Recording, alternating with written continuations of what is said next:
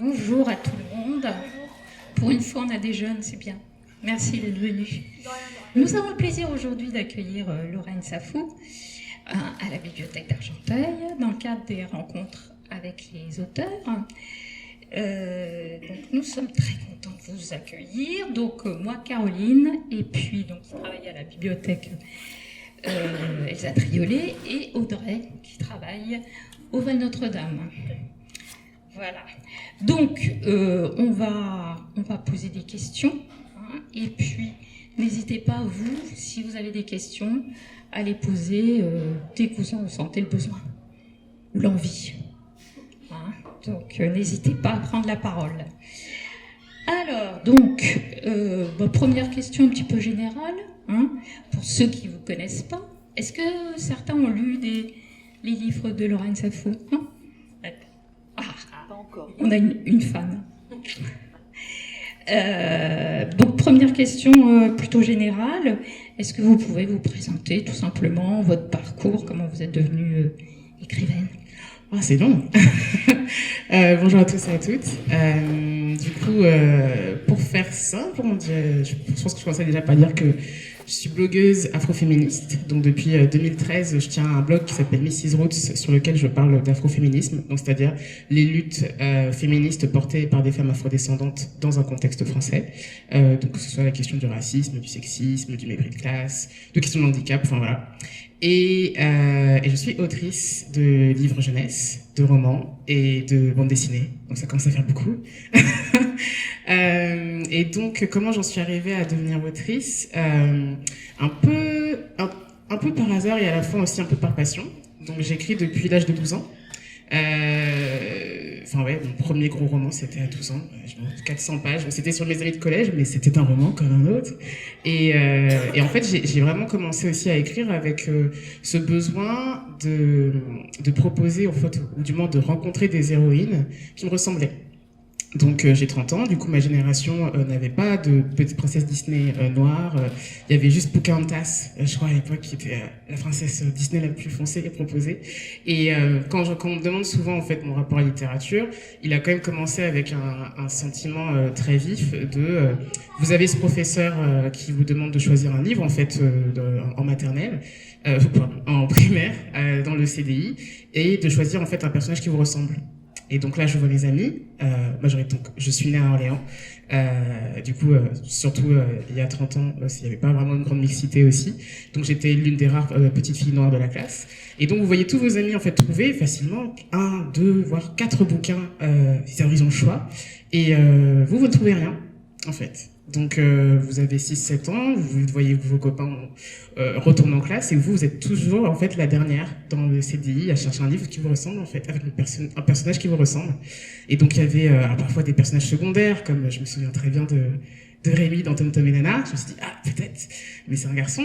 Donc on continue de chercher et un enfant, c'est ce que j'explique en général aussi aux éditeurs, un enfant il va pas se dire c'est juste un manque de propositions littéraires. Non, un enfant, il va se dire que il y a un problème avec lui, en fait. Donc je commençais à écrire comme ça, en me disant que je vais faire des histoires avec des personnages qui me ressemblent. Et donc il y avait des fées noires, il y avait des princesses noires, mais surtout il y avait un peu cette envie de faire à travers l'écriture quelque chose que je voyais justement dans les dessins animés. Donc je pouvais pas faire des dessins animés, du coup j'ai écrit et j'ai jamais arrêté. Et donc en fait dans mon écriture en tout cas il y avait toujours vraiment cette tentative de se rapprocher au plus proche de quelque chose de très visuel, très cinématographique.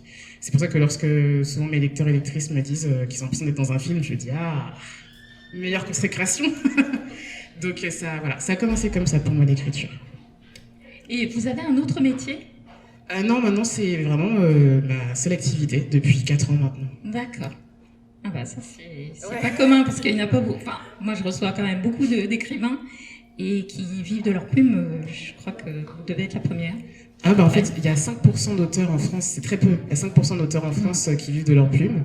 Et en fait, la question de la mensualisation en fait de l'activité des auteurs est très compliquée. Donc, faut le savoir. Très peu de gens le savent, mais en général, peut-être que les auteurs on en parlait aussi.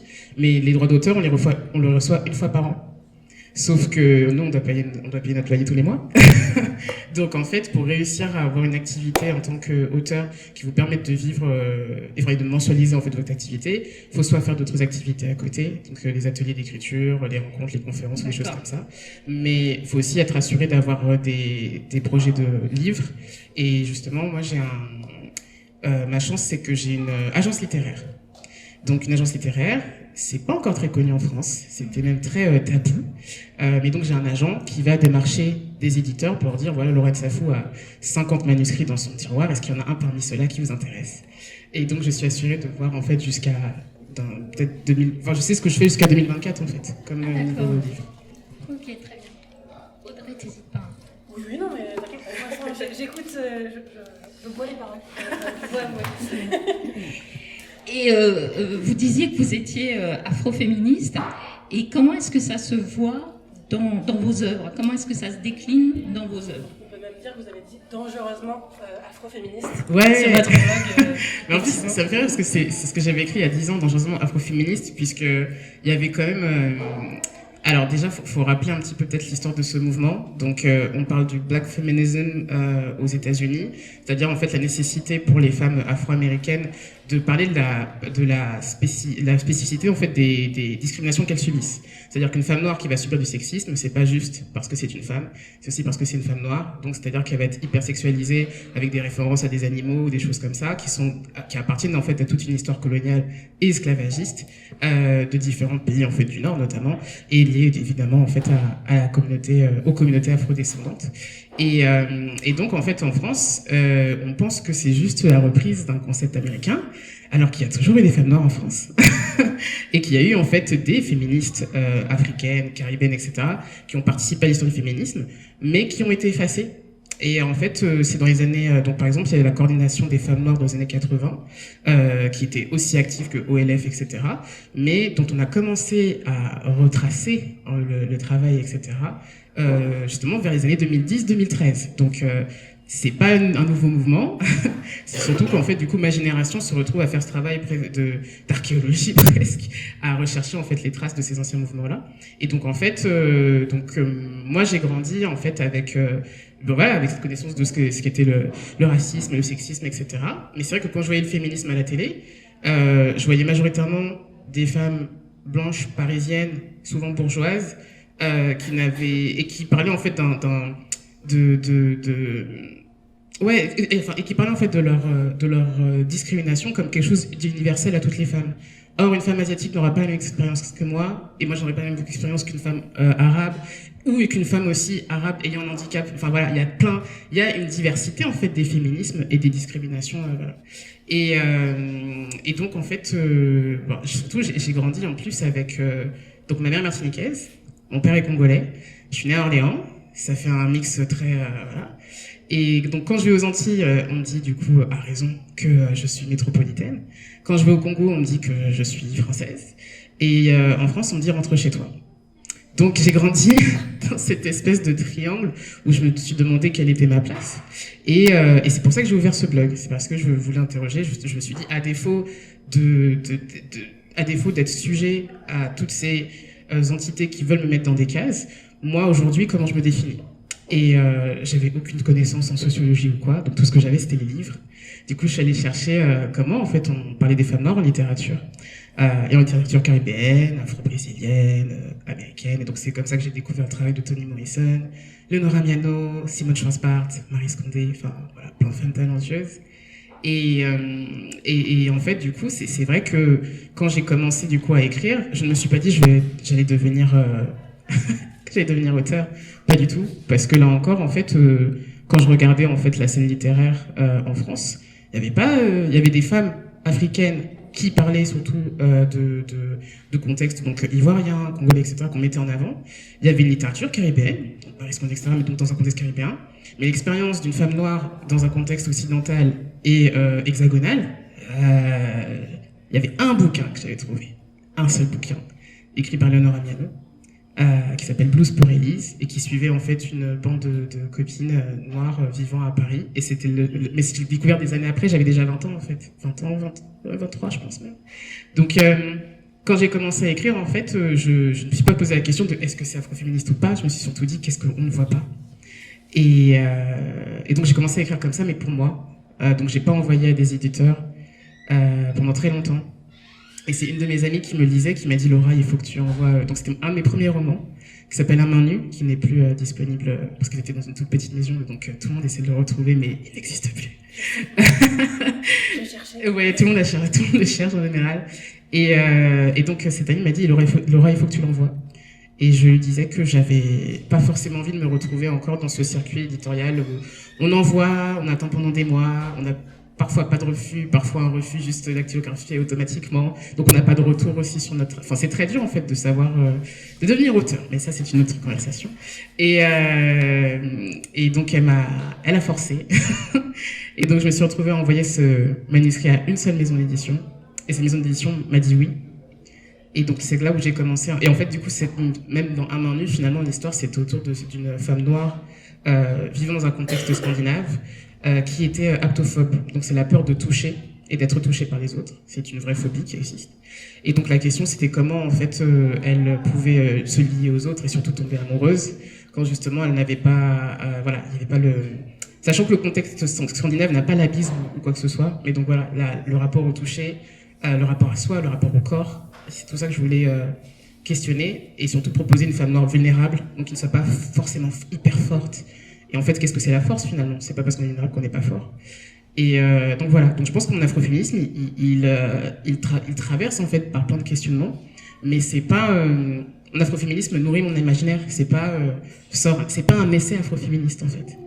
Et ça c'est la question qu'on m'a souvent posée aussi par la suite avec Papillon Noir. Mais bon, j'imagine que c'est dans vos questions, donc je vais m'arrêter là.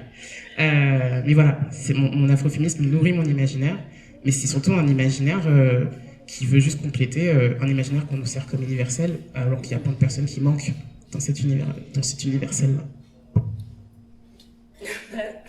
J'ai éteint mon micro. J'allais effectivement sauter sur comme un million de papillons noirs, parce que j'ai entendu le nom de Toni Morrison, et on lui doit le titre de ce livre, si je ne me trompe pas. Ça vient d'une citation, effectivement, d'un de ses livres.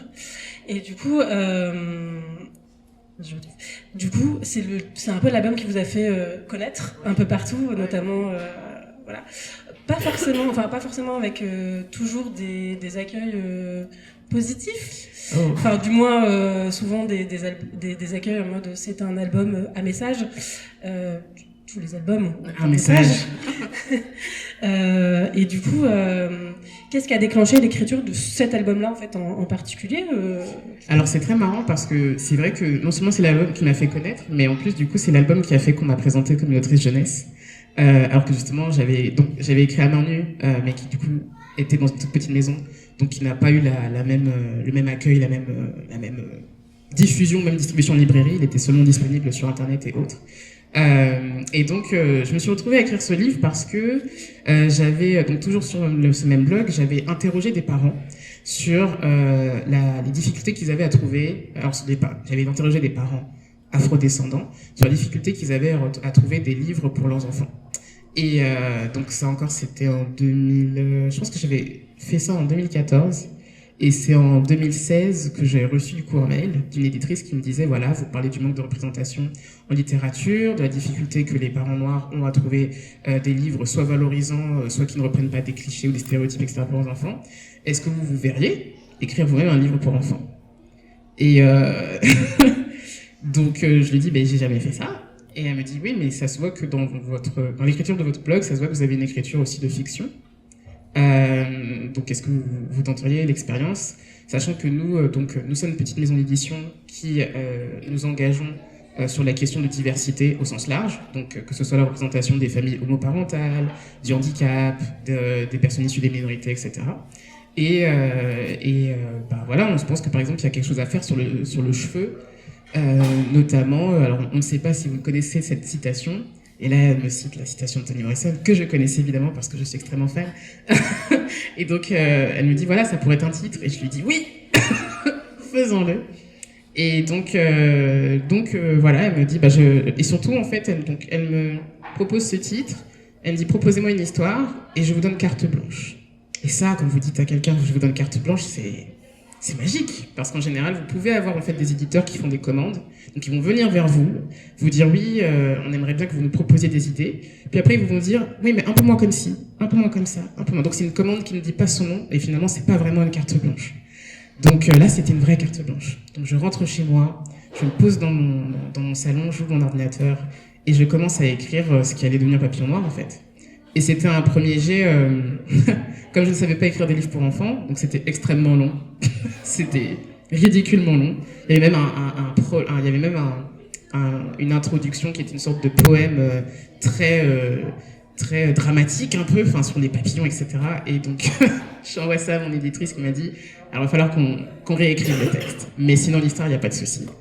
Et donc c'est comme ça que j'ai appris du coup ce que c'était en fait d'écrire aussi pour les enfants, c'est-à-dire que ce soit le choix du vocabulaire, le fait de faire confiance à l'illustration, parce que comme je venais du roman, donc du coup je décrivais tout, et donc on me disait mais ça tu peux enlever, ce sera dans l'illustration. Mais vous dites ça à un auteur qui ne connaît pas encore l'illustrateur, on se dit c'est en train de saccager mon texte et l'illustrateur ne saura pas ce que je veux dire si je ne le mets pas dans la description. Ce qui est complètement fou.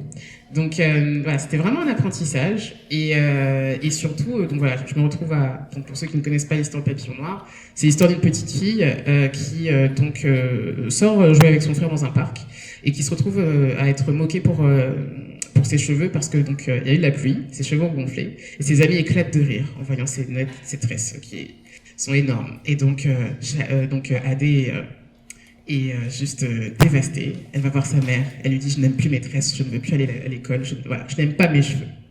Et sa mère donc va tenter de la convaincre en fait en lui disant que de la même manière qu'elle aime les papillons noirs, ses cheveux ne sont pas si différents finalement des papillons.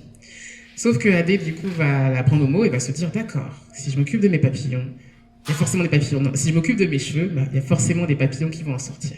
Et donc elle va commencer cette relation avec ses cheveux en interrogeant à la fois ses amis à l'école, ses tantes, sa grand-mère, etc. sur comment ça se passe avec vos propres papillons.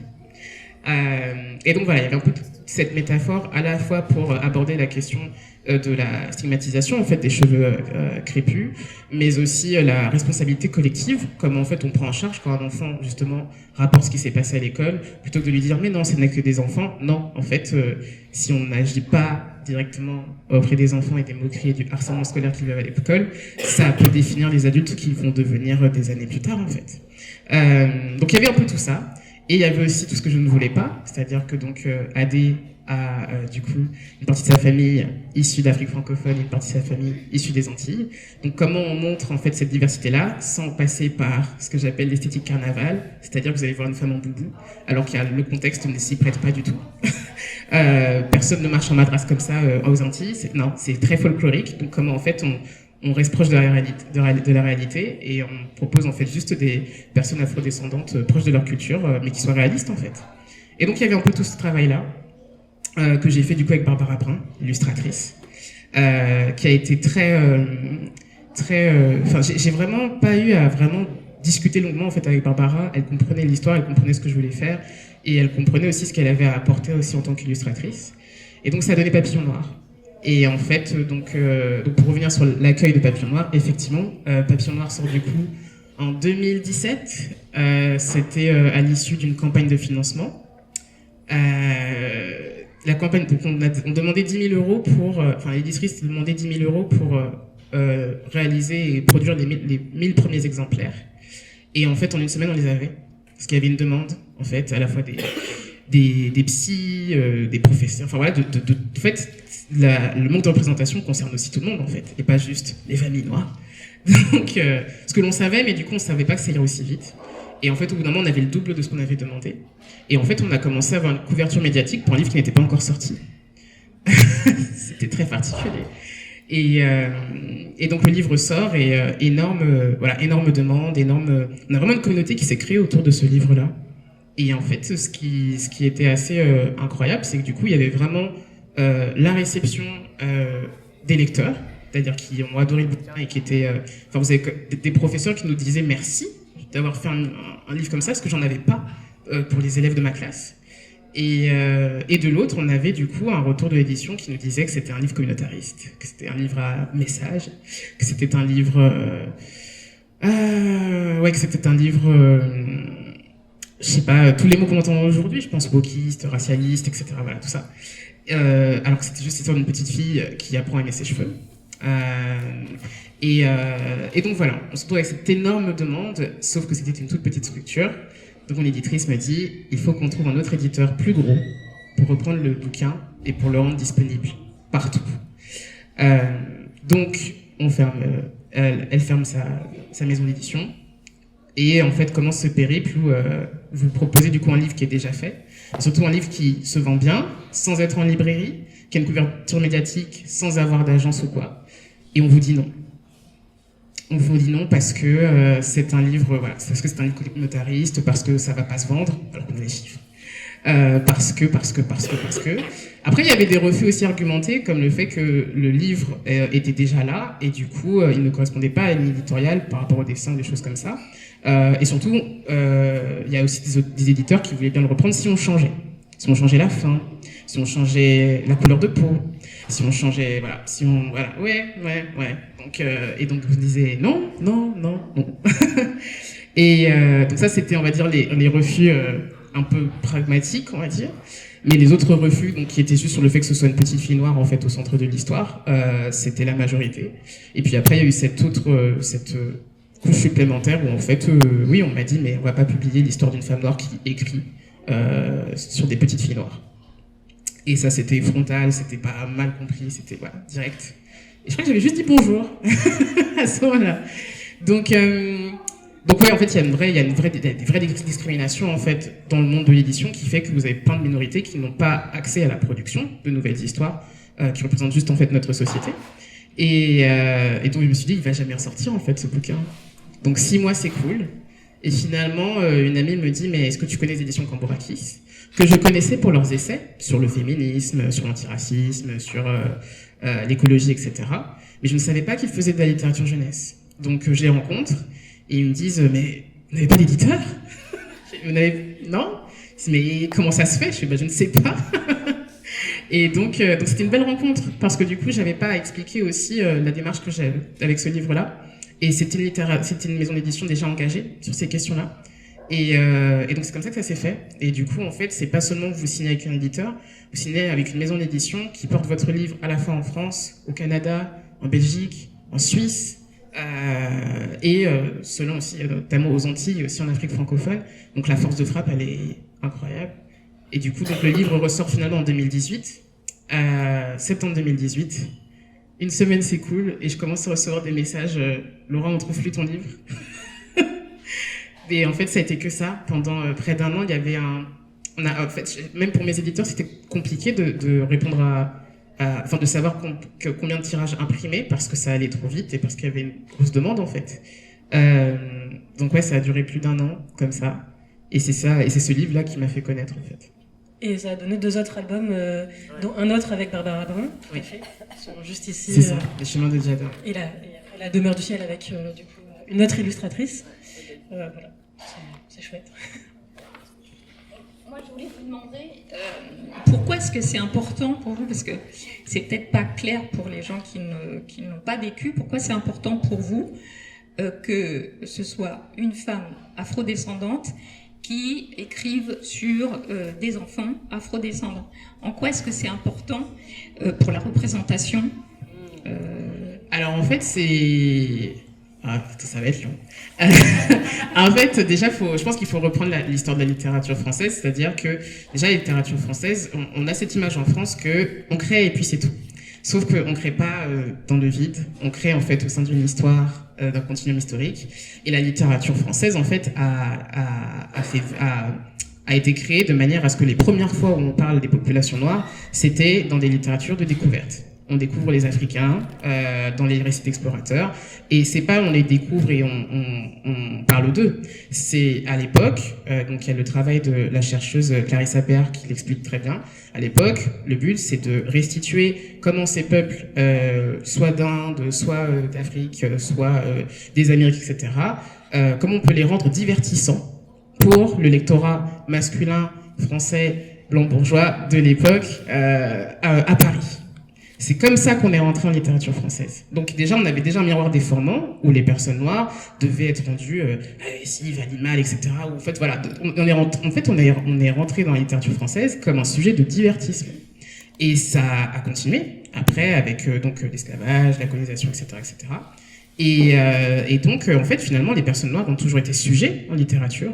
Et dès lors que vous aviez, et même pour donner un élément de comparaison, en littérature anglaise, on a des récits d'esclaves sur leurs conditions de vie. On n'a pas ça en France. Les esclaves issus des îles françaises n'ont pas eu la possibilité de raconter en fait ce qu'ils ont vécu durant l'esclavage. Donc l'accès même l'accès en fait au fait de se raconter, etc., du point de vue, enfin des personnes qui ont vécu en fait justement ces expériences, est venu extrêmement tardivement en France. Et puis après en fait c'est dessiné, après c'est les différentes cases que l'on voit encore un peu aujourd'hui, c'est-à-dire ça va être peut-être plus facile et encore je dis avec des gros guillemets, de voir justement en littérature des personnages noirs soit dans un contexte de ségrégation raciale aux États-Unis, comme s'il n'y avait que aux États-Unis qui avaient des personnes noires, soit dans un contexte du coup des Antilles, mais ce sera toujours en plus un contexte très particulier, soit l'esclavage, soit la colonisation, soit un truc de guerre, etc. Donc c'est très, si vous allez en librairie, il y a des cases très identifiables qu'on va voir dans la proposition littéraire, qui commencent à changer depuis quelques années, mais c'est souvent les mêmes cadres en fait, dans lesquels on est attendu. Et finalement on est sujet, ou alors quand on nous donne la possibilité de nous raconter, c'est selon un certain cahier des charges. Donc en fait, aujourd'hui, je pense 2022, 2023, il serait temps que ce ne soit plus une question en fait de savoir qui écrit en fait sur lui ou sur sa communauté. J'aimerais que ce soit pas une question en fait. J'aimerais que tout le monde ait la possibilité de se raconter. Mais en fait, la réalité aujourd'hui, c'est que même quand vous regardez en littérature jeunesse, la majorité en fait des enfants noirs qui sont représentés de manière stéréotypée, et la majorité des auteurs qui les écrivent sont des personnes blanches. Et pareil en fait pour les autres, et c'est plus facile que ce soit en France, aux États-Unis ou en Grande-Bretagne. C'est plus facile en fait de trouver un livre avec un animal qu'avec un enfant noir ou asiatique. C'est grave. donc je pense. C'est mignon les animaux. Moi j'aime bien. C'est mignon les animaux. Ça serait bien juste que ce soit pas la seule option. Donc en fait, c'est vrai qu'il y a un peu cette. Je pense qu'il y a. J'aimerais que ce soit pas une question en fait.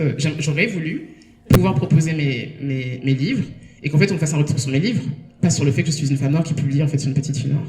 C'est pas moi qui commence cette conversation en fait. C'est la stigmatisation qui commence là où moi je voulais juste écrire.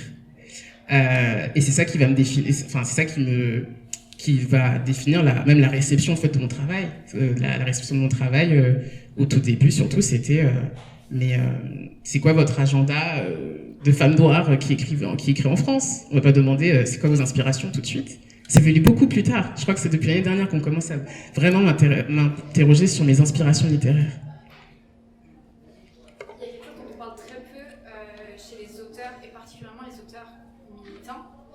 Et vous, ça doit faire 10 ans du coup que Mrs. Roots, c'est oui. ouvert, donc 10 ans de militantisme. Ouais. C'est une sacrée charge mentale malgré tout d'être pionnière en France de tout ça. Au bout de 10 ans, en face du monde de l'édition qui est blanc, cis, des hommes, 95% du temps on va pas se mentir. C'est quoi votre retour? Est-ce que vous avez eu l'impression qu'heureusement la boule, est-ce que c'est aussi quand même pas lourd à porter de faire tout ça? Oh, tellement de questions. Très bonne question. Déjà, merci de les poser. Parce que je pense que cette question de la charge mentale, les gens ne se rendent pas toujours compte de ce que ça représente. Sachant qu'on n'a pas toujours des aînés. C'est-à-dire que toutes les grandes autrices que j'ai citées, bon, certaines sont décédées, mais j'aurais adoré aussi savoir comment elles ont vécu ça dans les années 70, 60, etc. Le fait que Marie Scondé ait eu, il y a 1 an ou 2 ans, un prix Nobel alternatif, voilà, tout ça, c'est des choses, je pense qu'elles auraient beaucoup de choses à dire. C'est pour ça que pour moi, quand on me dit pionnière, je trouve ça très relatif en fait. Mais je comprends pourquoi on le dit, mais je pense qu'il y a eu d'autres paroles tues et silenciées, etc. au fil des années. Après, oui, c'est très lourd. C'est très lourd parce qu'en fait, des fois, on se sent très seul dans la pièce. Et après, j'ai aussi, je pense, la chance de... Je suis arrivé à un stade où en fait j'ai compris qu'en fait dans l'édition, c'est pas une question de savoir avec quelle maison d'édition travailler, mais avec quel éditeur qui va comprendre ce que je fais. Et en fait, dès lors que vous avez des éditeurs et des éditrices, voilà, mes éditeurs et les éditrices m'ont jamais demandé en interview de donner une phrase très, voilà, très lisse où je ne parlerai pas de racisme, où je ferai semblant que mes personnages ne sont pas noirs. Voilà, c'est ça, ils ont toujours, ils comprennent ce que je fais et ils me soutiennent en fait. Et ils acceptent aussi d'apprendre avec moi. C'est-à-dire qu'il y a des conversations, parce que la majorité de mes éditeurs aussi sont blancs. Et donc ça crée aussi des discussions où parfois je leur explique des choses et du coup ils me disent ok, j'avais pas vu ça comme ça, mais c'est une discussion parce que du coup je suis face à des gens qui acceptent en fait que ce soit un échange et pas qui vont dire ah c'est communautarisme. Donc c'est voilà, je pense que cette charge mentale là elle est au fil des années. Déjà je pense que aussi je deviens habituée. Parce que voilà, les gens ne sont pas forcément très originaux dans leur manière de stigmatiser, on peut dire. Et aussi, surtout, j'ai une grosse communauté de lecteurs. Le soutien, enfin, le Papillon Noir, c'est un livre qui a été porté par les lecteurs.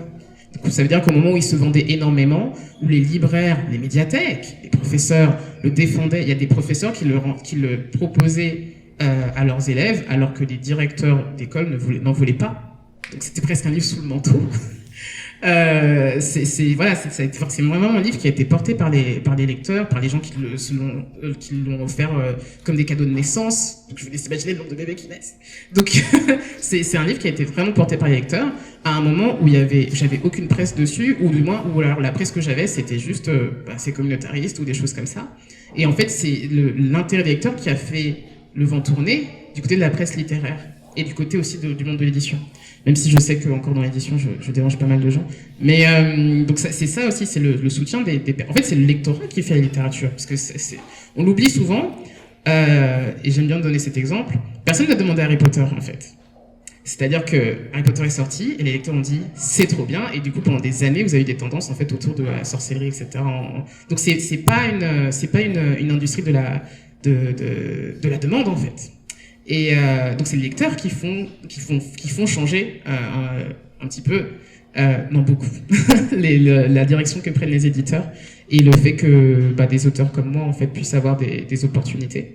Et donc je pense que ce soutien-là déjà, quand en fait vous êtes la seule autrice noire sur tout un salon, c'est-à-dire de plusieurs mètres carrés, vous êtes la seule femme noire qui dédicace. Et la seule à qui on dit, en fait, les gens vont pas se sentir représentés, les gens regardent et disent, ils vont pas se sentir représentés dans votre bouquin parce qu'il y a une petite fille noire. Mais en fait, c'est une histoire à la base. C'est une histoire. En fait, c'est ça, c'est les lecteurs qui viennent vous dire, j'aime beaucoup ce que vous faites, je l'ai offert à ma nièce, ou ça m'a aidé, etc. C'est ça qui vous fait tenir. C'est ça qui vous fait se tenir. Et après, je pense aussi qu'il y a énormément d'autres artistes noirs qui vivent la même chose, mais dans d'autres domaines artistiques, ce qui fait que ça aide. Et enfin, sur la question de est-ce que ça change ? Alors, j'avais donné une conférence là en décembre sur le bilan qu'il y a chiffré en fait en termes de représentation et il y avait un graphique donc dans un contexte américain. En général, on prend les chiffres américains parce que la situation du marché de l'édition aux États-Unis sert de projection à ce qui va arriver un peu en France dans 2-3 ans. Oui, et il y a des statistiques en plus que l'on a là-bas, qu'on n'a pas en France, mais qui donnent une bonne image de ce qui se passe aussi en Europe, que ce soit en Angleterre, voilà. Et donc dans ce graphique, ça montrait en fait que après le décès de George Floyd en 2020, donc à la suite de violences policières, on a vu pour la première fois dans le New York Times comme best-seller, les 3 premiers livres pour enfants best-seller avaient des personnages noirs. Pour la première fois. La première fois depuis que le New York Times existe. Donc il y avait eu un intérêt, et en plus c'était du coup à une période où on s'interrogeait sur quel rôle peut avoir la littérature jeunesse sur le fait de sensibiliser aux questions de racisme, etc., les adultes, les enfants, etc. Donc tout le monde s'est dit génial, peut-être que maintenant les gens vont s'interroger sur la question du racisme, entre autres, ou surtout comment accompagner. Moins d'un an après, on a refait les mêmes calculs. La production, c'est pas juste le fait que les gens achètent, c'est-à-dire la production, l'intérêt des éditeurs a baissé de 23% en moins d'un an. Donc c'est-à-dire peut-être que ça va encore baisser l'année prochaine. Donc en fait, ça prouve, ces chiffres montraient que l'intérêt pour la diversité en littérature était juste une question de tendance.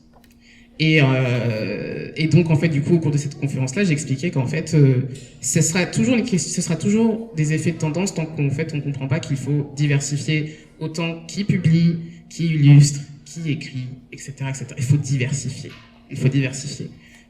Parce qu'il faut mettre des gens pour qui ce n'est pas une question de tendance, en fait, que d'être une personne noire. C'est juste, on est noir et puis on écrit des histoires avec des personnages qui nous ressemblent parce que on aimerait que juste mettre notre frère, notre cousin dedans, et puis voilà, on s'inspire juste de ce qu'on connaît. Mais donc pour que ces changements, en fait, soient sur le long terme, il faudrait déjà, en fait, que les maisons d'édition comprennent que c'est un travail constant. C'est un travail constant de regarder qu'est-ce qu'on a publié cette année, etc. Et il y a des maisons d'édition en France qui le font, hein. Mais bon, je vais pas refaire la conférence ici. Mais il y a des maisons d'édition, en tout cas, qui le font. Donc, les autres chiffres globaux montraient que oui, ça change. Je pense de 2% depuis 2-3 ans. C'est une amélioration, même si c'est peu.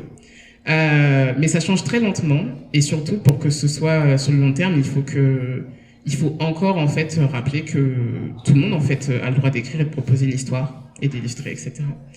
Et moi, ce que je vois surtout, pour moi, il y a 2 espèces de paravents. Déjà, c'est la traduction des titres américains. C'est-à-dire qu'il y a beaucoup de gens qui me disaient, je suis allé en librairie, et si, il y a des livres avec des personnages noirs. Rosa Parks, Martin Luther King. Ce sont des livres américains traduits. Ce ne sont pas des productions françaises. Et aussi un autre problème que je vois, c'est aussi toujours la question de la chaise prise. C'est-à-dire que j'aimerais qu'il y ait d'autres auteurs et autrices afrodescendants qui publient aussi en France. Et il y en a d'autres, hein, surtout en auto-édition. Sauf que c'est peut-être moi qu'on va appeler en premier. Et donc moi je vais dire allez voir cette personne, et les éditeurs n'ont pas cette curiosité-là d'aller voir cette autre personne. Et quand on regarde bien, il y a des auteurs noirs qui sont très connus, mais souvent on va peut-être en avoir 5, on va pouvoir compter 5 alors qu'il y a plein d'autres auteurs. Donc en fait il devrait y avoir une multitude, en fait, d'auteurs et d'autrices publiés. Et j'ai pas vocation à écrire tous les livres pour enfants de France avec des personnages noirs.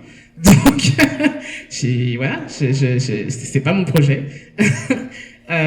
Et c'est pour ça que j'y reviens. En fait, ce serait pas une question si déjà dès lors il n'y avait pas des discriminations dans l'accès à la publication, en fait, au début. Donc, j'espère que ça a répondu, parce que c'est vraiment une question très vaste et très complexe.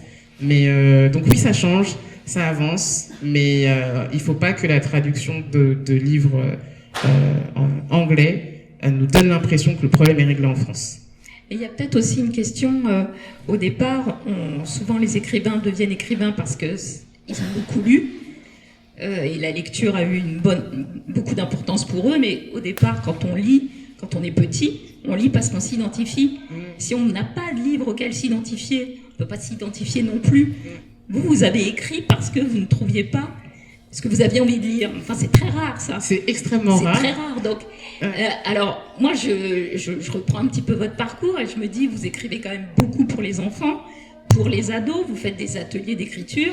Ce sont des leviers, quand même, ça, pour fabriquer des... Ah oui, clairement. Pour moi, il y a un enjeu, en fait, auprès de la jeunesse ça. aussi de... Peut-être ça. Mais alors oui, je pense que si des enfants clairement se projettent écrivains, écrivaines, ils auront gagné plus de temps que moi. J'en ai pas. En tout cas, ils gagneront plus de temps que moi à se sentir légitimes pour se voir aussi auteur, etc. Mais je pense aussi que c'est toujours justement dans cette question de charge mentale. Faudrait qu'il y ait les deux. Faudrait que dans un monde parfait, en fait, où cet enfant qui a envie d'être auteur et qui écrit des histoires et qui va peut-être participer à un atelier d'écriture, où je vais dire que c'est possible de parler de lui, de ce qu'il traverse ou des choses comme ça, puisse se dire, en fait, c'est vrai parce que j'ai vu à la librairie ou dans le CDI des livres aussi avec des héros qui me ressemblent. Ça va de pair, parce que c'est très dur de faire cet effort-là aussi tout seul. Et je pense aussi que j'ai eu la chance de croiser des gens qui m'ont dit juste essaye et après regarde. Même cette éditrice qui m'a dit vas-y, je te laisse carte blanche, alors que j'avais juste mon blog dehors, j'avais pas écrit d'histoire. Une question. Ce qui m'intrigue, c'est comment êtes-vous rentré dans l'imaginaire de l'enfant? Parce que écrire un livre pour enfants, c'est pas écrire un livre pour enfants. Et à notre époque, les enfants ne lisent pas beaucoup. Donc les amener à la lecture, les amener à entrer dans une histoire et à s'identifier ou participer à l'aventure, c'est quand même, moi je vais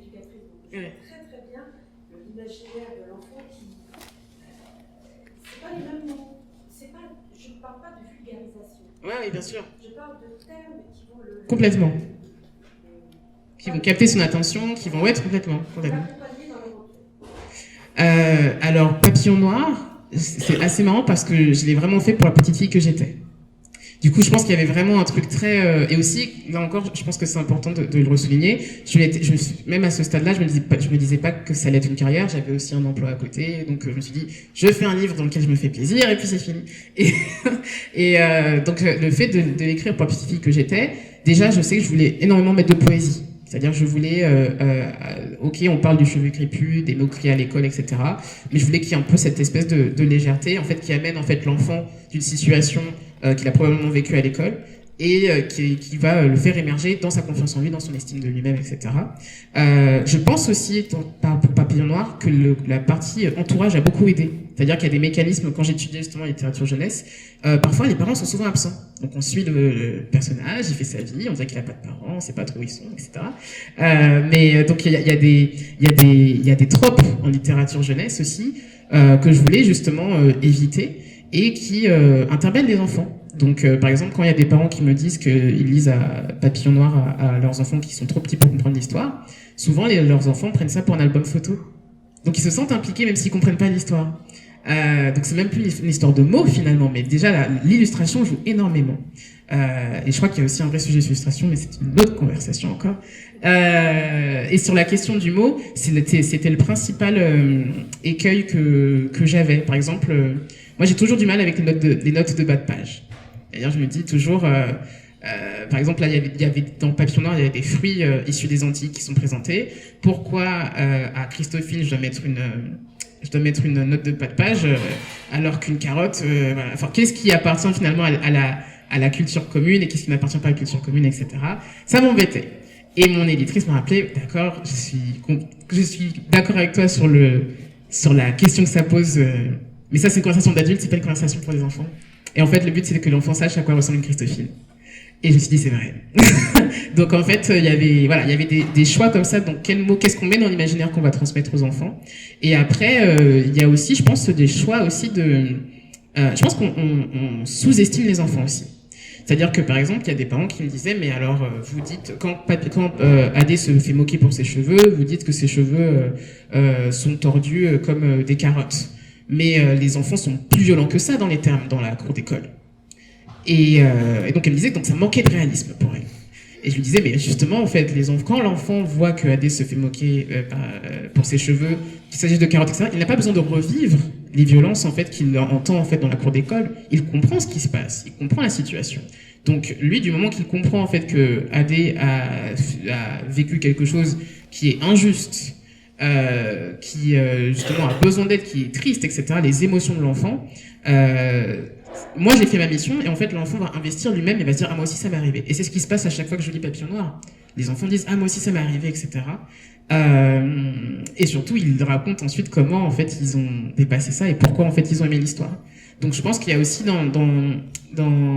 pense que des fois on sous-estime en fait la manière dont nos mots vont toucher les enfants. Et enfin, toujours sur cette question de quel mot choisir, je pense qu'en fait, c'est terrible, hein, mais je pense que c'est vraiment le type de livre, tant que le livre n'est pas sorti, on ne saura pas sa réception. C'est-à-dire que je peux savoir, voilà, dans un roman, je peux savoir si j'ai mis une note de bas de page, comment les adultes vont prendre, et encore. Pour les enfants, jusqu'au dernier moment, jusqu'à la veille de la publication, même si on l'a fait lire à des petits de notre âge, etc., enfin de l'âge visé, etc., on ne sait pas comment le livre va être reçu. C'est la veille de la sortie de Papillon Noir, il y a une petite fille qui l'avait lu et qui avait dit qu'elle avait trouvé ce livre horrible parce que si Adé a des papillons, ça veut dire qu'elle a des chenilles dans la tête. Et donc ça veut dire qu'il y a de la terre et qu'il y a des insectes. Et là je me suis dit ça va faire un flop. donc on ne sait jamais. Donc je pense qu'il y a quand même une bonne part pas de hasard, mais ouais, c'est pour ça que je dis pour moi la littérature jeunesse c'est l'un des exercices d'écriture les plus exigeants. Ce qui n'est pas du tout rendu en France, parce qu'on pense que on écrit pour les enfants, c'est mignon. C'est extrêmement dur. C'est extrêmement dur. Et encore plus selon les tranches d'âge. Par exemple, j'adore les livres d'éveil, donc 0 à 3 ans. Et je pense que dans l'imaginaire collectif, les gens se disent, bah, il y a juste une phrase et une image. C'est hyper compliqué de savoir quelle phrase, quelle image, le rythme, c'est extrêmement compliqué. Je ne le ferai jamais, mais bon, après, à chaque fois, je dis ça et après, je me retrouve. Donc oui, je suis d'accord avec vous. Oui. Bon, je suis conteuse, mais quand on compte, il y a un compte, ça a une époque où on est liseuse, il faut surtout pas changer les mots. Ouais. Il y a des parents qui disent ah ben non, je ne vais pas prononcer ce mot, je vais le changer, je vais le modifier, pour que mon enfant puisse comprendre. Mais non, le mot fait partie de l'histoire, il fait partie d'un sentiment, d'une sensation. D'une musicalité aussi. On ne peut pas changer l'histoire. Ouais. C'est pour ça que, comme vous dites si bien, écrire une histoire pour enfants, c'est extrêmement exigeant. Je trouve ça plus dur que... je sais pas, je vais pas commencer à faire du hiérarchie, mais... parce que c'est dur, voilà. Si vous vouliez poser une question ? Oui. Allez-y. À propos de votre ou de vos illustrateurs, déjà les couvertures des livres qui sont présentés, c'est des œuvres d'art. Franchement, j'adore. Je voudrais savoir si c'est vous qui choisissez votre illustrateur. Comment ça se passe ? Alors, très bonne question, parce que j'ai eu de la chance. Donc, pour Papillon Noir, mon éditrice m'a dit « Je te laisse 6 mois pour te proposer des artistes avec qui tu veux travailler. » Et j'ai cherché, j'ai contacté des illustrateurs, des illustratrices. Et je sais pas si les gens pensaient que c'était pas payé, mais j'ai jamais eu de réponse. J'ai beaucoup de bouteilles à la mer, bon, peut-être parce que aussi parfois c'était alors déjà, il faut aussi le dire, il n'y a pas un catalogue de tous les illustrateurs et illustratrices de France. Donc c'est déjà très dur, je trouve. Enfin, faut vraiment aller au cas par cas, chercher sur Instagram, chercher sur le site, trouver les portfolios. Donc déjà, la recherche a pris beaucoup de temps. Je pense qu'il commence à y avoir des petites bases de données d'illustrateurs et illustratrices, mais je trouve, en tant qu'auteur, en tout cas, en tant qu'autrice, c'était très compliqué, déjà, de trouver des gens. Après, il y a la question des tendances. C'est-à-dire que je trouvais énormément de personnes qui dessinaient des comics, mais des livres, enfin, des illustrations, dites traditionnelles, ou du moins un peu dans un style franco-belge, voilà. C'était compliqué. Donc, quand vous n'êtes pas dans la tendance cherchée, ça réduit en plus le champ le nombre d'illustrateurs avec qui vous pouvez travailler. Et même s'il y a des artistes qui ont parfois différents styles, mais voilà, c'est compliqué. Et du coup, finalement, donc, comme je suis revenu bredouille au bout de 6 mois, mon éditrice m'a dit, écoute, bon, les éditeurs ont toujours, je pense, quelqu'un dans leur tête, donc elle m'a dit, au cas où, j'avais quand même contacté Barbara Brun. Et donc, elle m'a montré ses dessins et elle m'a demandé est-ce que c'est un style est-ce que c'est un style en fait qui me parlait. Et donc j'ai dit, en fait, franchement, on peut testons, donc faisons un essai. Et Barbara Brun donc m'a fait justement un dessin de AD à l'aquarelle, magnifique. Bon, l'aquarelle coûte trop cher, c'est trop cher de faire un livre à l'aquarelle, donc du coup c'est du dessin à ordinateur, mais c'était juste incroyable. Donc c'est comme ça que ça s'est fait avec Barbara Brun, et donc surtout j'ai pu discuter avec Barbara Brun dans l'élaboration. Or, en général, comment ça se passe dans le monde d'édition, c'est vous écrivez votre texte, vous le donnez à l'éditeur, il l'envoie à un illustrateur que vous n'avez pas choisi, et que vous n'avez jamais rencontré, et avec qui vous n'avez jamais parlé. Et quand le livre sort, vous découvrez. Ah, c'est dingue ça. Ouais. Même la page de couverture. Ouais, non, la couverture, je crois qu'il y a toujours validation, mais en tout cas, c'est très rare qu'il y ait un échange entre l'auteur et l'illustrateur. Et ça m'a choqué parce que du coup, j'avais pas cette expérience-là. Et par la suite, j'ai gardé ça, en fait. C'est-à-dire que quand j'ai fait Chemin de Jada, je connaissais déjà Barbara Brun, mais on discutait, en fait. Pareil pour La Demeure du Ciel. Alors là, La Demeure du Ciel, Olga Guillot, je l'avais repérée depuis 2 ans. Et j'attendais d'avoir un livre à lui proposer. Et donc, elle venait de l'animation. Et du coup, donc cette artiste avait vraiment en plus un crayonné de crayon de couleur, aquarelle, etc., que j'adorais. Et donc je l'ai proposé du coup cette fois-ci à l'éditeur. Et l'éditeur était d'accord. Et donc pour Nos Jours Brûlés, alors à l'origine c'était une nouvelle sur internet. Et chaque chapitre, donc il y a des chapitres, chaque chapitre de la nouvelle avait une illustration. Ça n'a pas été gardé dans le roman, à mon grand regret. Mais du coup j'avais trouvé du coup l'illustratrice pour le faire. Et donc le compromis qu'on avait trouvé avec mon éditeur, c'est que l'illustratrice fasse au moins la couverture en fait de Nos Jours Brûlés pour les 2 tomes. Donc ouais, moi j'ai toujours eu en tout cas du coup la possibilité de choisir, ou du moins en tout cas d'être concerté dans ce choix d'illustrateur, d'illustratrice. Par contre, je sais que maintenant c'est devenu un critère pour moi si je veux travailler avec des maisons d'édition. Parce qu'il y a des maisons d'édition qui ont leur propre studio d'artistes et qui du coup ont ce truc où on n'est pas vraiment dans le processus. Et ça j'aurais du mal à changer J'aime bien rencontrer en fait l'artiste et être impliqué. Donc voilà. Vous avez plusieurs illustrateurs. Alors. C'est ça. Et pour votre roman graphique pour Camélia. Alors là c'est vraiment déjà c'est de la bande dessinée, j'en avais jamais fait et je me suis dit pourquoi pas. Et en fait du coup j'ai fait un appel sur Twitter en disant est-ce que quelqu'un fait de la bande dessinée ici?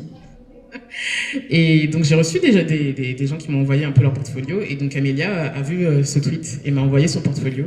On a fait un essai mais c'était une belle rencontre parce que du coup donc moi j'apprenais à faire du scénario, elle venait de l'animation donc elle apprenait à faire de la bande dessinée et donc on a appris ensemble pendant 3 ans avant de pouvoir proposer ce projet-là à une maison d'édition.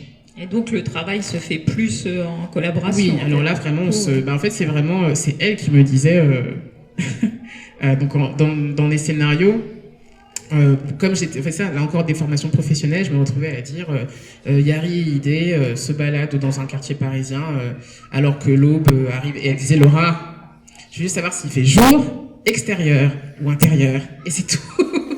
Donc il y avait vraiment un peu comment rendre finalement le texte utile pour la production des planches et c'est là où on voit en fait quand même la portée visuelle puisqu'on voit pas le texte dans la bande dessinée à part les dialogues. Donc voilà, elle m'a appris à la fois à faire des scénarios efficaces et moi de mon côté je lui donnais un peu plus d'informations sur la personnalité des personnages pour qu'elles puissent saisir leurs expressions. Mais notre chance c'est qu'on n'avait pas hormis cette adaptation en termes de forme, on voyait les mêmes choses. Donc quand je disais Yari est triste, elle représenterait Yari comme je l'avais dans la tête. Ça c'est extrêmement rare quand vous trouvez quelqu'un qui réussit à faire ça. Et inversement, quand elle dessinait en fait, là il y avait des choix de scénarisation et d'interprétation du dessin qui étaient juste qui collaient en fait de plus en plus. En fait, cette partie en fait, ça n'a plus vraiment rien à voir avec ce que vous avez écrit, mais plus avec l'ambiance et les émotions que vous essayez de mettre en fait dans ce que vous avez écrit. Et Camélia Blandot arrivait à toucher ça. C'est une bonne lectrice. Ah, très bonne lectrice. Et très bonne interprète. Je pense que vraiment la bande dessinée, ça m'a montré à quel point les auteurs de bande dessinée sont des interprètes quand ils travaillent en tout cas avec des scénaristes. J'aime beaucoup ça. En tout cas, quand on trouve en fait la bonne personne, ça va tout seul. Oui, Audrey, je me dis que le temps tourne et qu'on n'a pas encore abordé Nos jours brûlés. Heureusement que vous avez commencé à nous glisser quelque chose sur cette trilogie dont il manque un tome encore. Oui. Alors, quelle date? Septembre prochain, j'ai pas la date précise. Ah oui, quand même, septembre, c'est loin. Ça va arriver vite. Parce que là, le suspense est à son comble. Est-ce que vous pouvez nous résumer le début de l'histoire? Parce que, nous, on n'y arrive pas, parce que c'est quand même compliqué. Donc, je vous laisse l'honneur de le faire. C'est le pire exercice, ça, pour un auteur. Toujours résumé. Mais bon, on a pris l'habitude. 2049, nous sommes dans un monde où le soleil a disparu. Et du coup, l'héroïne Elikia est d'une génération qui n'a jamais connu le soleil. C'est-à-dire qu'elle ne connaît pas les saisons, elle ne connaît pas certains fruits, certains aliments. Et donc, lorsque sa mère lui parle de cette époque où c'était mieux avant, où il y avait l'été, il y avait des couleurs qu'elle ne connaissait pas, Elikia est un peu sceptique. Et puis un jour, en fait, finalement, sa mère vient lui dire « Écoute, j'ai la preuve qu'il est possible de ramener le soleil. Si on parvient à trouver une cité perdue quelque part aux alentours du Cameroun. » Donc, Elikia est un peu sceptique. Elle dit c'est très bien tout ça, mais comment on peut ramener nous le soleil? Et donc sa mère lui dit moi je veux que tu connaisses un monde où il est possible en fait de cueillir des fruits, enfin un monde en fait que j'ai connu. Donc elles décident du coup toutes les deux de partir avec leur sac à dos jusqu'en fait dans la grande nuit, donc dans ce monde en fait sans lumière, et donc à la recherche de cette cité perdue quelque part au Cameroun. Et en fait au fur et à mesure elles vont découvrir que la disparition du soleil n'est pas d'ordre scientifique mais d'ordre divin. Et elles vont se retrouver finalement au cœur d'une guerre entre des divinités ancestrales inspirées des mythologies d'Afrique francophone et des Antilles. Et je m'arrête là. Ouais, j'aurais pas fait mieux. Comment est née l'idée de ce roman? Alors, j'avais du coup, et justement écrit à Marnu en 2016, et après, pendant 4 ans, j'ai plus rien écrit. J'écrivais juste sur mon blog, mais du coup, c'était des articles, et du coup, je m'étais demandé si j'avais perdu l'écriture de fiction. Mais bon, j'ai laissé les choses se faire. Je suis partie au Sénégal un été, et donc je me retrouve comment dire? Oui, je me retrouve en fait dans, je sais plus, je crois que c'était dans un restaurant, ou en tout cas sur une terrasse, et quelqu'un appelle en fait une femme. Et là, je me retourne et j'entends ce prénom. Et je me dis Ino. Ah, je connaissais pas. Je note sur un papier. Puis je continue ma journée. Je rentre chez moi et là, je commence à raconter l'histoire de cette femme qui s'appelle Ino et qui est juste. Et c'était juste une scène. Et donc moi, je ne sais jamais quand je commence une histoire, si ça va être un roman, une nouvelle, une bande dessinée. Donc j'ai juste commencé à écrire comme ça et j'ai vu que ça faisait 2 pages, puis 30, puis 100, puis 300. Et là, je me suis dit et c'était pas fini à 300. Donc je me suis dit peut-être que on est sur quelque chose de beaucoup plus long cette fois. Et donc peu à peu j'ai commencé du coup à documenter en fait vraiment cette cosmogonie en fait de déité et de divinité qui était présente dans cet univers-là. Sachant que moi je suis une fan, je suis une passionnée de mythologie comparée. Donc j'adore en fait savoir en fait quels symboles ou motifs ou significations on retrouve dans différentes cultures et civilisations. Et donc moi ça m'intéresse. Et dans ce que je lisais, donc j'avais suivi en fait ce qui se faisait aussi aux États-Unis, c'est-à-dire qu'on a l'afrofuturisme, on a des fictions fantastiques qui sont souvent inspirées du Nigeria, du Kenya, en tout cas surtout de cultures d'Afrique anglophone, avec le travail de Octavia Butler, Nnedi Okorafor, N.K. Jemisin. Mais côté francophone, il n'y avait rien. Et je me suis dit, c'est bizarre quand même, parce qu'il y a quand même pas mal de pays francophones. Donc j'ai commencé à faire mes propres recherches, à la fois sur ce que j'entendais, parce que tout ce que mon père me racontait sur les croyances qu'il entendait au Congo, mais aussi interroger mes amis, ivoiriens, camerounais, sénégalais, et voir en fait ce qui se retrouvait, même jusque dans les cultures, dans les religions afro-brésiliennes, avec certaines déités, etc. Et c'était fascinant. Et donc en fait, j'ai commencé du coup à prendre ce qu'il y avait de commun. Donc vous avez toujours une divinité de l'eau, souvent féminisée, marqueuse ou marqueur de fertilité, etc. Vous avez toujours souvent un dieu de la foudre ou de quelque chose comme ça. Donc j'ai essayé de prendre un petit peu ce qui revenait pour faire mon propre panthéon dans nos jours brûlés. Et donc je l'ai gardé comme ça de côté. Et j'avais commencé, je crois que j'avais montré à un seul éditeur à un moment donné, en 2018, qui m'avait dit que c'est bien parce que c'était exotique, mais que bon, l'histoire était voilà, il comprenait pas trop le projet. Donc je l'ai mis de côté en me disant qu'il sortirait jamais. Et voilà, en plus il y avait l'histoire de Papillon, il y avait l'aventure de Papillon Noir à côté de ça, donc j'étais plutôt défaitiste. Arrive du coup le confinement. Je me retrouve du coup à écrire du coup l'histoire d'Elikia comme une nouvelle. Et surtout en plus c'était une histoire que je voulais rendre accessible sur le net parce que je ne voulais pas repasser justement par le circuit des éditeurs, soumettre, attendre mes pensées, etc. Et donc je sors cette nouvelle et en fait non seulement beaucoup de gens l'ont lu, mais surtout des éditeurs l'ont lu. Et donc là je me retrouve du coup à me voir proposer donc là c'était Albin Michel qui m'a demandé mais est-ce que je me verrais faire de cette nouvelle un roman. Et je regarde du coup mes 450 pages sur mon disque dur qui attendent sagement depuis quelques années et je lui dis bah oui c'est parti, faisons quelque chose. Et pareil, c'était censé être un seul tome avec la fin que l'on connaît. Ouais, il n'était pas censé y avoir de suite. Et sauf qu'on s'est dit mais ça peut pas s'arrêter comme ça, donc j'ai continué et du coup j'ai rendu ma copie du tome 2 et j'avais dit à mes éditeurs le tome 2 est vraiment très gros. Ils m'ont dit vas-y envoie. J'ai dit non, il est vraiment vraiment très gros. Ils m'ont pas cru, ils l'ont reçu, ils m'ont dit il va falloir qu'on fasse un top 3. Donc ils l'ont coupé un peu. Donc il est déjà écrit, donc ça va arriver vite. Mais donc voilà, je me suis retrouvée vraiment à créer cet univers finalement que j'avais vraiment pas prévu. Enfin, Nos Jours Brûlés est quand même tout ce que je m'étais dit que je n'avais pas fait. Je m'étais toujours dit que j'allais pas faire de livres fantastiques parce que c'est trop compliqué de créer un monde complet. Voilà. Je m'étais dit que j'allais pas faire de futurisme ou de science-fiction. J'en ai fait. Donc, et c'était une découverte en fait. C'était vraiment une découverte. Et puis en fait, c'est les personnages qui vous amènent finalement, qui vous amènent en fait à découvrir ces dieux, ces déesses, etc. Et surtout, il y a tellement de choses sur les mythologies et les croyances d'Afrique francophone qu'on ne connaît pas que je voulais pouvoir au moins donner un petit aperçu en littérature. Votre fan a une question. Je vais vous poser une question extrêmement dure parce que vous parlez de vos personnages. Quand on est auteur, on leur donne vie littéralement. On a un attachement à eux qui n'existe pas dans une autre relation qu'on peut avoir avec quelqu'un de réel. Complètement vrai. Et du coup, malgré tout, même si on les aime tous à égalité. Oh non, mon Dieu, je sais c'est quoi votre question. Vous aviez dit tout à l'heure que Comme un papier au noir, vous l'avez écrit pour la fille que vous étiez avant. Ouais.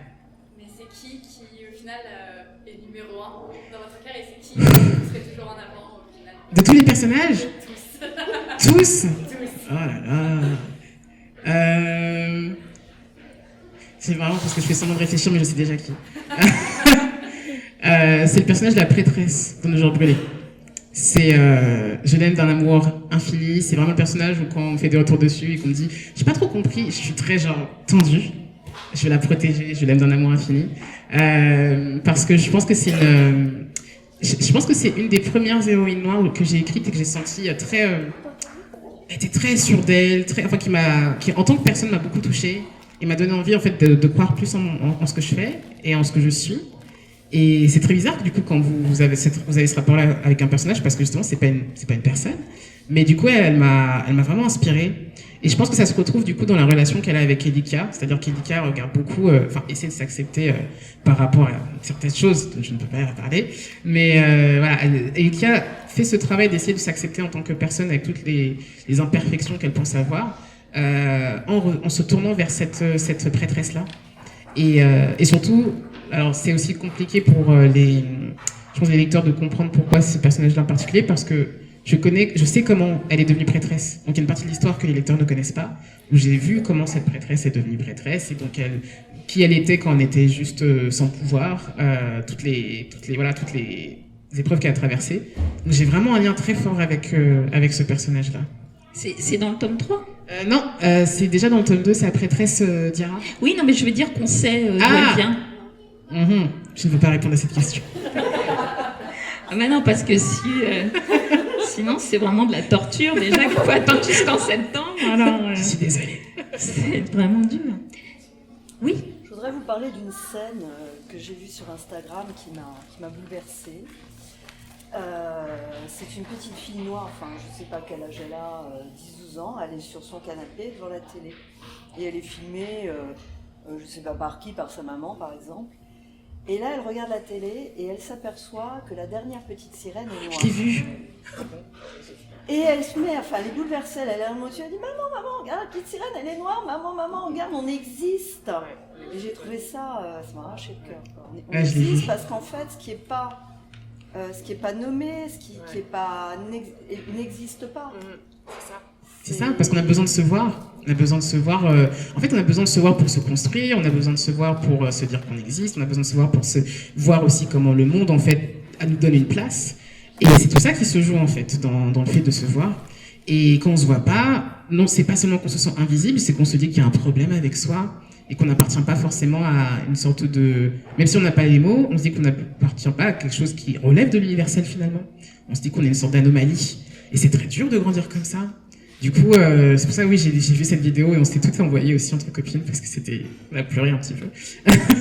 Parce que oui, c'est pas encore acquis, mais justement, chaque fois qu'on a un film, une série, un livre, une bande dessinée, une poupée, un jouet, etc., on se rapproche de ça. On se rapproche du fait de montrer que tout le monde existe. Mais comme je disais, en fait, c'est ça, il manque la même chose par exemple sur la question de handicap. Enfin, j'y reviens, mais je pense que le handicap aussi n'a pas une princesse voilà, qui est montrée, ou quelque chose où la question du handicap n'est pas un problème. Il y avait un très bon article qui montrait que le handicap, souvent, est attribué aux méchants, et que c'est ce qui rendait en plus dans une certaine leader physique, etc. Donc en fait, la représentation même du handicap est extrêmement difficile et dure aujourd'hui vis-à-vis des enfants. Donc il y a plein de... Voilà, tout le monde n'est pas... J'aime bien prendre l'image des gens qui sont dans le métro. Les gens qu'on voit dans le métro ne sont pas encore dans les imaginaires que l'on voit dans les médias en général. On n'est pas encore tous là. Et il faut que ça change. Et ça change, lentement mais sûrement.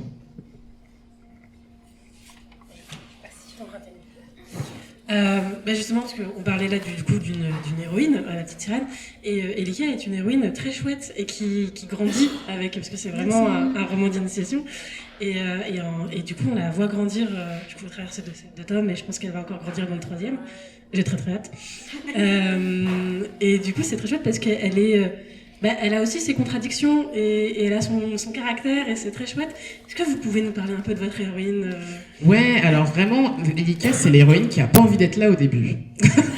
C'est ça que je voulais montrer aussi, c'est que c'est une héroïne, elle est l'élue de rien du tout, elle suit juste sa mère, elle se demande pourquoi elle la suit, elle se demande si justement, est-ce que le fait de suivre simplement sa mère, c'est pas justement perdre un peu son agentivité, donc sa capacité à choisir ce qu'elle veut faire et ses actions. Elle tâtonne beaucoup, elle galère, elle fait beaucoup d'échecs. Et je trouve finalement que c'est quelque chose qui la rapproche aussi des lecteurs. Parce qu'au début, quand je parle parfois avec des lecteurs ou des lectrices, ils me disent ouais, mais à ce moment-là, quand Elika a fait ça, j'ai vraiment envie de la secouer. Et en fait, je demande toujours à la personne, mais est-ce que dans la condition, vu les conditions dans lesquelles elle se retrouve, c'est-à-dire par exemple au milieu d'une forêt, elle n'a pas de lumière, il n'y a aucune lumière, il y a juste des monstres, est-ce que vous auriez eu cette prise de recul très mature de dire non, je devrais faire plutôt comme ci, comme ça? C'est pas possible. Donc en fait, est-ce que finalement la personne qu'on a envie de secouer c'est Elika ou est-ce que c'est un peu nous-mêmes finalement? Donc j'aime beaucoup ce jeu de miroir qu'elle crée et surtout je voulais montrer... c'est la littérature young adulte et du coup c'est vraiment, j'avais envie de la montrer en train de se construire. C'est-à-dire qu'il y avait un autre article qui montrait parfois qu'il y a des héroïnes en littérature ado qui n'ont d'adolescents que leur âge, mais qui réfléchissent comme des adultes. Et du coup, on perd un peu le lecteur parce que du coup, l'héroïne ou le héros a déjà toutes les réponses. Or, moi, je pense que c'est quand justement les héros ou les héroïnes galèrent qu'on apprend plus avec eux, en fait. Et alors, d'un point de vue aussi scénaristique, c'est là aussi le plus intéressant puisque le lecteur se retrouve à apprendre en même temps qu'Elika comment marche le monde. Qui est Goody, cette déité de la nuit qui a fait disparaître le soleil, pourquoi il y a ces monstres-là, quelles sont les règles de cet univers-là, pourquoi il y a des langues différentes, il y a des manières de saluer ou même de se présenter différentes, il y a surtout beaucoup de lois qui appartiennent au monde de l'invisible, etc. Donc on apprend avec elle et surtout plus elle se rate, plus on voit en fait comment elle aurait pu développer aussi autre chose. Et donc je sais pas, je pense qu'il y a quelque chose finalement d'assez bienveillant aussi à proposer une héroïne qui tâtonne autant que nous on aurait tâtonné. Et en tant qu'autrice, je sais que il y a des fois où j'ai écrit des scènes où je me suis dit, je la fais passer par des choses, moi je serais tellement restée chez moi. Tellement restée chez moi. Parce que c'est quand même, elle a des super pouvoirs. Presque. Un peu beaucoup. En parlant de parcours initiatique, je me posais pas la question dans la lecture, puis après je me suis dit tiens c'est bizarre, il y a une chose qu'il y a souvent dans les romans d'initiation qu'il n'y a pas ici, c'est une histoire d'amour. Merci de le souligner. J'étais très étonnée. Alors il y en a une fausse qui commence, alors on croit qu'elle va avorter. Enfin, Audrey, elle pense que c'est fini. Moi, me dis qu'il y a peut-être moyen. Mais pour l'instant, il n'y a pas... Est-ce qu'il va y avoir quelque chose dans le 3e tome? Je ne peux pas répondre. Non. C'est la question qu'on pose tous les jours sur les réseaux sociaux. Genre oui, ne pense pas. Alors, j'ai même des bon, gentil, hein, mais des menaces. On dit, Laura, j'espère que dans le tome 3, 3 petits points. Et par rapport à tel personnage, septembre. Rendez-vous en septembre. Mais merci de le souligner parce que je pense que c'est ça qui me plaît le plus dans le fait d'écrire une trilogie, c'est le poids du temps C'est-à-dire qu'en même temps que justement Elika change, en fait sa manière de relationner aussi avec, vu tous les drames aussi qu'elle surmonte et les épreuves, etc., change aussi. Donc je dirais juste tout est possible. D'accord, bon, très bien. Donc il y en aura une en 3e tome, c'est bien.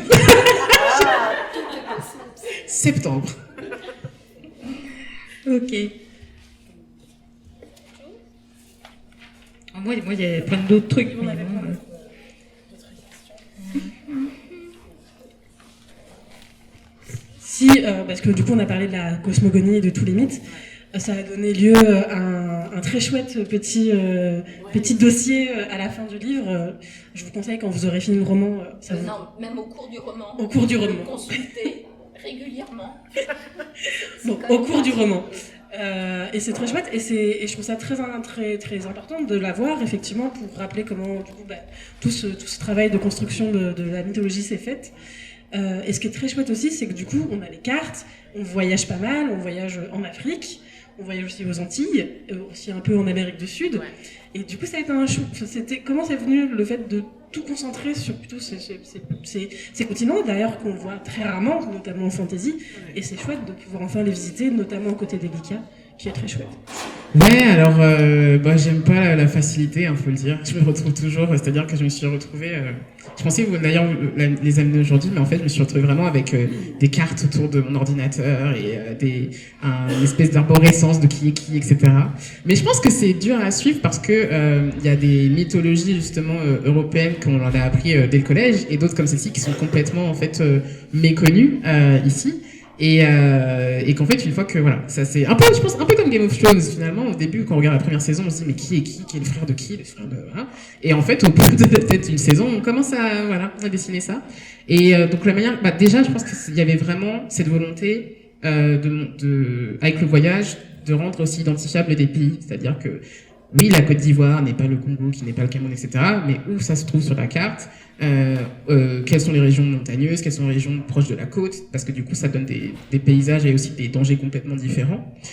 Puisque qui dit absence du soleil dit montée des eaux. Donc, c'est-à-dire que quand Elika se retrouve justement aux Antilles, sur l'une des îles, du coup, il y a toujours en fait il y a toujours un rôle et une raison. Et pareil, en fait, la place qu'occupe la question du Brésil, c'est aussi parce que le Brésil a une des plus grosses communautés afrodescendantes d'Amérique du Sud et avec beaucoup de divinités, en fait, qui sont proches ou qui sont quasiment parfois les mêmes que celles que l'on retrouve en Afrique francophone. Donc il y avait clairement ce lien, cette envie de faire déjà voyager et découvrir cette diversité, cette pluralité-là aussi de ces cultures-là, mais aussi de faire le lien en fait sur qu'est-ce que ça veut dire la diaspora. C'est-à-dire que le passage justement où Elika est aux Antilles a beaucoup touché les Antillais parce que il y a une lectrice qui me disait mais moi je lis beaucoup de fantasy et c'est la première fois que je vois une héroïne de fantasy manger des pois d'Angole avec de l'igname et un petit un peu de cabri à côté. Et j'ai l'impression d'être un peu chez moi. Donc c'est aussi une diversité aussi d'expériences. Et c'est pour ça aussi que la cuisine aussi a aussi une certaine place aussi dans le livre. Donc j'ai essayé en tout cas de donner à chaque fois un aperçu un petit peu de ces régions ou de ces croyances-là. Et surtout en fait de donner la mesure de ce que c'est quand on parle de diaspora justement africaine en fait, avec toute la richesse que ça suppose et surtout cette richesse-là, elle nous reste aussi à découvrir. Moi j'ai appris plein de choses en écrivant Nos jours brûlés que je ne connaissais pas avant, notamment ce qu'ils mangeaient en Angola ou le fait que l'alligator était une figure symbolique du pays. Enfin plein de choses que j'ai appris en fait. Oui, moi je pensais aux grosses bêtes. Grosses bêtes méchantes qu'elle affronte là, si. Ça c'est moi. C'est vous. Ouais, ça c'est moi. C'est très compliqué en plus de les. Parce qu'elles sont très originales. Il y a des bestioles qu'on ne voit nulle part ailleurs. Mais après, je pense que ça, pour le coup, c'est plus mon côté passionné de mythologie comparée parce que avec des figures comme le Sphinx ou le Griffon, des choses comme ça, il y a quand même des créatures qui montrent en fait que la question de l'hybridité en fait et la question même du monstre. C'est en fait c'est un peu infini aussi d'imaginaire et aussi en plus surtout même quand on regarde l'histoire de certains monstres, il y a des monstres par exemple que j'ai cités qui appartiennent vraiment aux mythes et croyances d'Afrique francophone. Par exemple la Sambosam, cette espèce de créature proche du vampire, mais en plus... c'est... Bref, monstrueux. Et ça vient du Ghana. Ça vient du Ghana et aussi un peu du Bénin. Il y en a beaucoup d'autres que j'ai pas mis dedans, mais qui sont tout aussi terrifiantes. Et donc ouais, j'ai essayé de faire un petit peu cette espèce de mix en fait de créatures, mais toujours adapté aussi à l'habitat naturel dans lequel on les trouve. Et en fait, le problème, c'est que de toute façon, dès que vous ouvrez une porte, il y a aussi une histoire. Parce que du coup, il y a le peuple des Azanbossar, etc. Donc, voilà. Il y aurait de quoi faire un tome 4, un tome 5. Ça sera 3. Je suis fatiguée. Ah oui, non, mais j'imagine que ça doit être crevant. Hein. C'est surtout comme ça a été très riche, c'est très riche. Comme ça a été relevé, on vit aussi avec les personnages. Donc, oui, il pourrait y avoir 10 tomes, mais... Mais généralement, la fantaisie, justement, c'est parce que moi aussi, je trouve que vous avez utilisé le terme de fantaisie, moi je trouve que ça fait penser à un univers de fantaisie, parce que c'est un monde en tant que tel, il ressemble au nôtre si on veut, mais c'est plus un monde alternatif. Oui, complètement. Et généralement, les livres de fantaisie, il y en a 15 tomes, parce qu'une fois qu'on a investi sur l'univers, il faut capitaliser quand même. Là, je veux dire, même si je voulais pas, moi je l'ai dit, je voulais que ce soit juste un tome 1 et il y avait trop de choses, on ne rentrait pas. Mais c'était évident. Bon, donc là, oui, on a pris un peu là. Oui. Une question courte. Il y a 2 questions. Alors, on vous écoute. Une question courte. Comment vous vous sentez quand vous avez écrit le dernier mot du livre que vous avez dans la tête? Est-ce qu'on se sent comme quand on ferme un roman qu'on a adoré, c'est-à-dire un petit peu perdu, un petit peu orpheline? Complètement. Vous avez la page blanche qui vous guette, ou tout de suite vous avez une autre idée qui est déjà là, ou plein d'autres idées? Alors j'ai rarement la page blanche. Et au début, c'est parce qu'il y avait un sentiment d'urgence, c'est-à-dire qu'avec Papillon Noir, quand on m'a proposé d'en faire un deuxième, je me suis dit, il faut que je me dépêche de l'écrire, et voilà, j'avais peur que l'opportunité se referme. J'étais dans une sorte de course contre la montre. Là, maintenant, avec les années, j'ai jamais vraiment la page blanche, mais c'est plus les projets se chevauchent. Donc, par exemple, le tome 2 de Nos jours brûlés, je l'ai écrit en même temps que Amour croisé. Amour croisé se passe en plein Paris de nos jours. Nos jours brûlés se passe en 2050. Donc, j'avais l'impression de basculer d'un monde à un autre, et c'était compliqué. Mais après, oui, pour la question du dernier mot, c'est toujours, et vous avez vraiment mis les mots dessus, c'est vraiment, je me sens orpheline, perdue, et dans une sorte de deuil pendant peut-être 2-3 semaines. Les gens pensent que je suis déprimée pendant ces périodes-là, mais et c'est difficile en plus de le dire, parce que pour les gens c'est super, t'as rendu ta copie, t'as fini. Oui, c'est vrai, mais j'ai l'impression d'avoir perdu quelque chose qui m'a habité pendant 1 an non-stop, dans mes rêves, quand je mange, quand je prends ma douche, j'y pense, et là d'un coup c'est fini. Alors je ne vous dis même pas pour le dernier tome. Là, je pense que... j'essaie de ne pas y penser. Mais donc, c'est toujours un peu... c'est une séparation. Votre prochain roman, vous avez une idée? Un roman ou bande dessinée? Ouais, alors j'ai une bande dessinée qui va sortir, mais elle est déjà écrite, donc c'est pas un truc qui est en cours d'écriture. Et j'ai une autre bande dessinée aussi en cours d'écriture, qui se passe de nos jours. Mais je ne peux pas dire plus.